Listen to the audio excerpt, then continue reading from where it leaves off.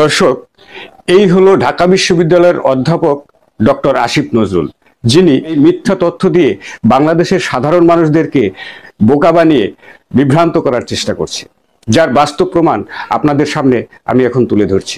ভারতে পালিয়ে যাওয়া সাবেক প্রধানমন্ত্রী শেখ হাসিনাকে ধরার জন্য উনি 21শে জানুয়ারি একটি তথ্য দিয়েছেন, সেটি হচ্ছে ইন্টারপোলের মাধ্যমে রেড অ্যালার্ট জারি করা হয়েছে। আসলে কি তাই?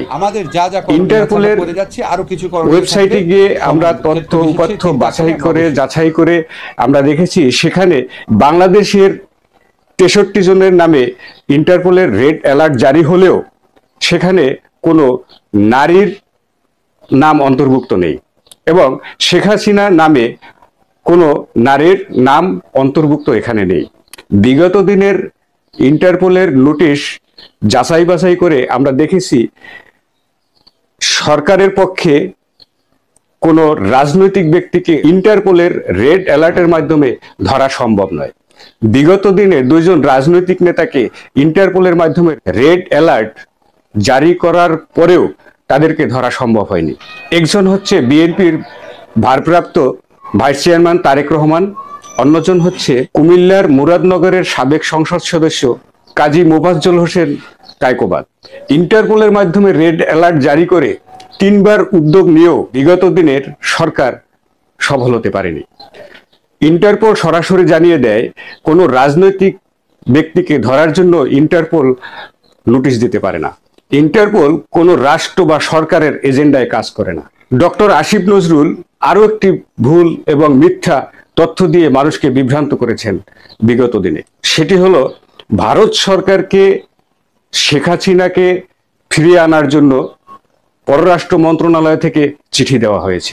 ভারত যদি শেখ হাসিনাকে ফেরত না দেয় সেটি হবে ভারত এবং বাংলাদেশের মধ্যে চুক্তি হওয়া বন্ধু বিনিময়ের সুস্পষ্ট লঙ্ঘন।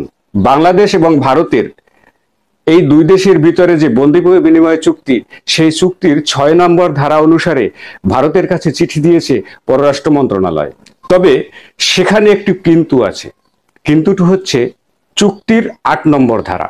সেখানে সুস্পষ্ট বলা আছে কোনো রাজনৈতিক উদ্দেশ্যে বা কারো বিরুদ্ধে উদ্দেশ্য প্রণীতভাবে কারো বিরুদ্ধে মামলা করা হলে বা মামলা হলে সেক্ষেত্রে এই চুক্তির মাধ্যমে এই অনুরোধ খারিজ করে দেওয়া যাবে। 8 নম্বর চুক্তি অনুসারে ভারত এবং বাংলাদেশ 2 দেশই আবেদন খারিজ করে দিতে পারবে। দর্শক, এখানে একটি কথা আছে, যখন সাবেক প্রধানমন্ত্রী শেখ হাসিনা বাংলাদেশ থেকে পালিয়ে ভারতে যায় তখন সে সামরিক হেলিকপ্টারে গিয়েছিলেন এবং যখন সে ভারতে গিয়ে পৌঁছেন এবং আশ্রয় নেন তখন তার বিরুদ্ধে একটি মামলাও ছিল না, যে মামলাগুলো হয়েছে অনেক পরে। এরপরে আসিফ নজরুলের আরো কিছু মিথ্যা তথ্য দিয়ে বাংলাদেশের এই সহজ সরল সাধারণ মানুষদের বিভ্রান্ত করার চেষ্টা করছে।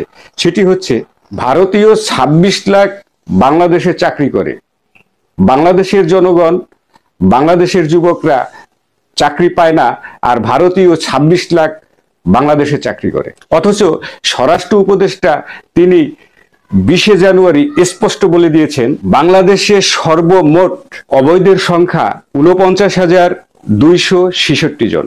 ঢাকা বিশ্ববিদ্যালয়ের অধ্যাপক ডক্টর আসিফ নজরুল, ওনার দ্বারা এ ধরনের মিথ্যা তথ্য দেওয়া কতটুকু শোভা পায়? এবং উনি আইন বিভাগের একজন অধ্যাপক, তার এই আইন সম্পর্কে ভালো জ্ঞান এবং অভিজ্ঞতা থাকার কথা। সেখানে তিনি অনভিজ্ঞের মতো মিথ্যা তথ্য দিচ্ছেন এবং সাধারণ জনগণকে উনি বোকা বানাচ্ছেন। দেখা হবে পরবর্তী কোনো ভিডিও নিয়ে। ততক্ষণ আপনারা ভালো থাকুন, সুস্থ থাকুন। ধন্যবাদ।